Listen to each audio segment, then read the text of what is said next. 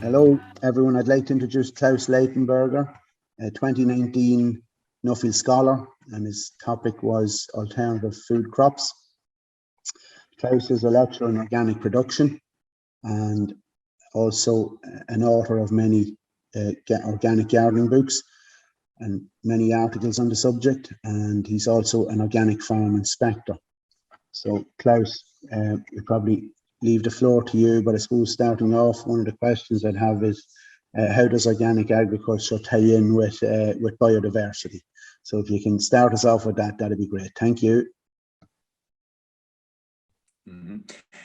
I'm absolutely delighted, Robbie, to be part of your project and part of the Nuffield family. And yeah, I think organic farming has a big role to play in biodiversity.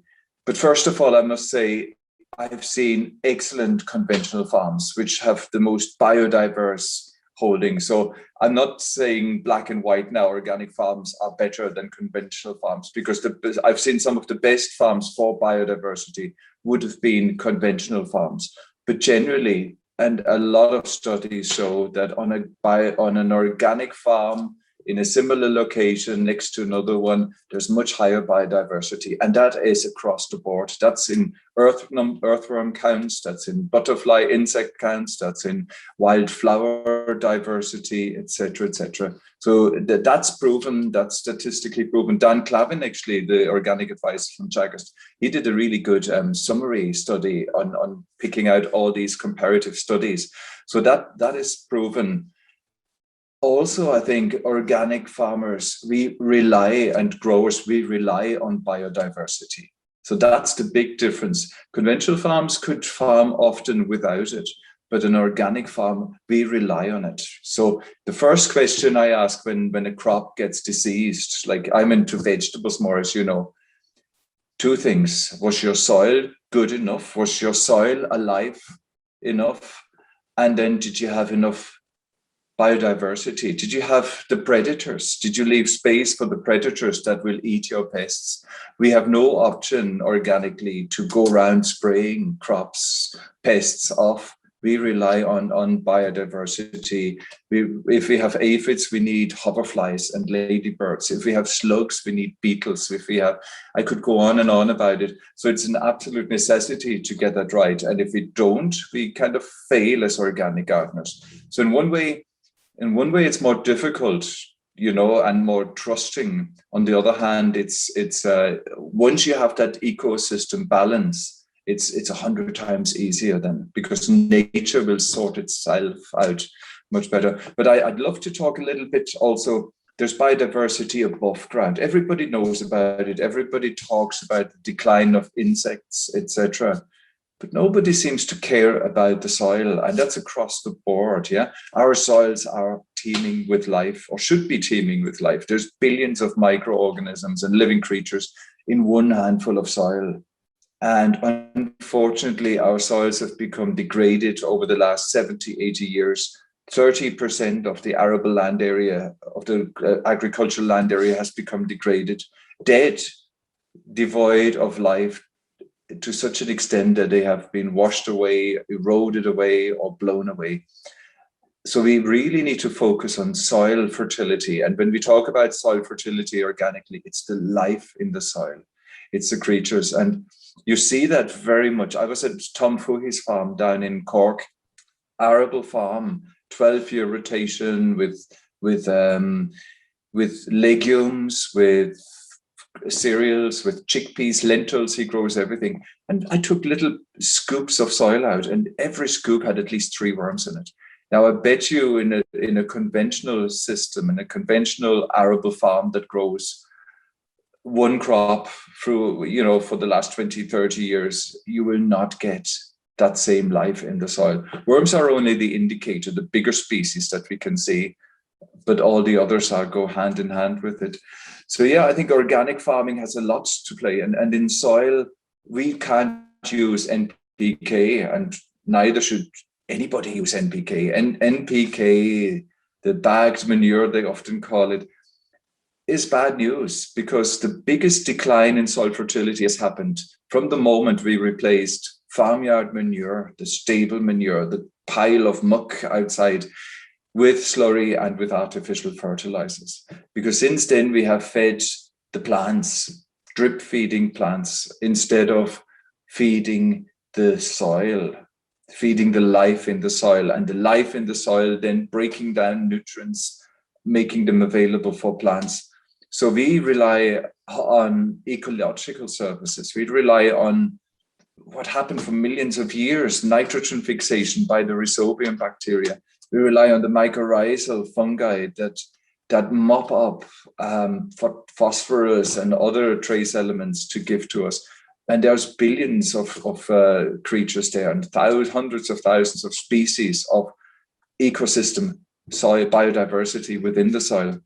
Just to go back on your own Nuffield, because I think it really led into biodiversity in food crops, and you might just speak about some of your experiences or knowledge from that base, because I think, you know, you mentioned it, and rotations are probably a big key to introducing even, you know, a lot of biodiversity in the soil microbe communities, as well as just different plants. So if you could give us some background on that, Klaus, or your experiences, please. Great, and just to lead you in, like we talked about biodiversity of above ground plants, wild plants, isn't it? Then I talked about the soil, but the same is for our crops that we eat. And it's quite ridiculous that we focus on such a small number of crops, you know, wheat, barley, oats, cattle. We actually import. Ireland only produces enough vegetables and fruit for 1 million people. Yeah, we import the big majority of our vegetables and fruits into Ireland. Most of them, at least 3/4 of them, could be grown. And I did a calculation once, and that was based on department statistics and how much is produced.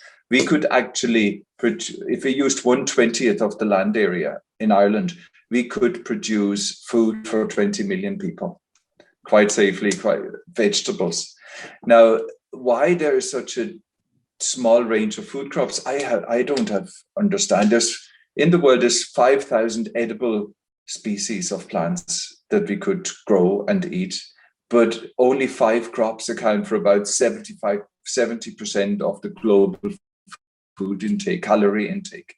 Can you imagine? So they're specializing on these small number of crops: rice, wheat, potatoes, maize.